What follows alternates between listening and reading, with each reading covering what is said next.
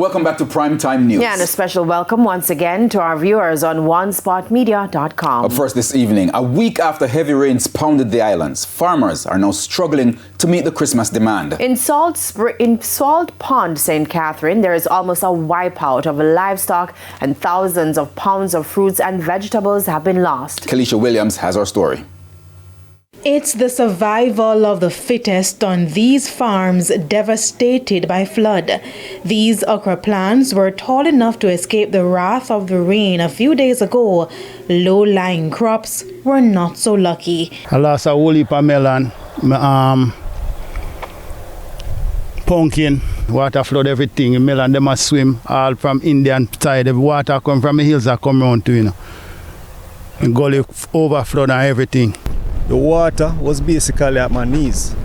So all of this area was underwater. As you can see behind you, there's a canal that carries the water, right? And this is where we pump water from to supply water to our fields. And basically the water overflow the banks of the canal and basically turn all of this area in a lake. I mean, I literally saw ducks swimming in the middle of couple farmers' fields. Only 15 chickens roam this coop now. Just over a week ago, 520 birds were here.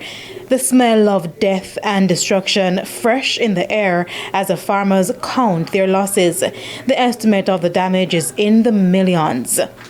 Those are chickens that grazing for Christmas.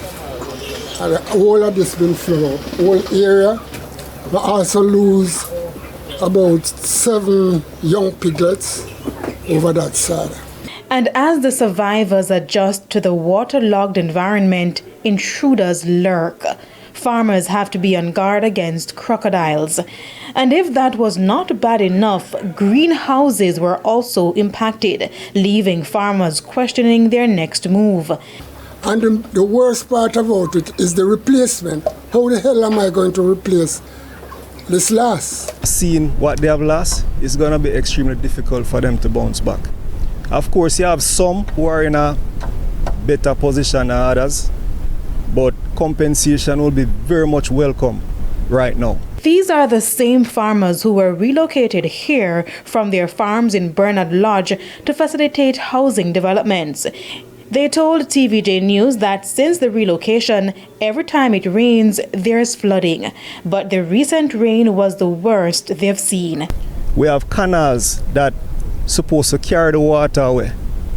So my recommendation would be for the experts, engineers, what have you, come here and determine what canals, if any, new ones to be cut to help alleviate the water stress. Earlier this week, Prime Minister Andrew Holness announced that the damage caused by the recent rain is estimated at $409 million. Now the farmers in Salt Pond are hoping they will be considered in the recovery efforts.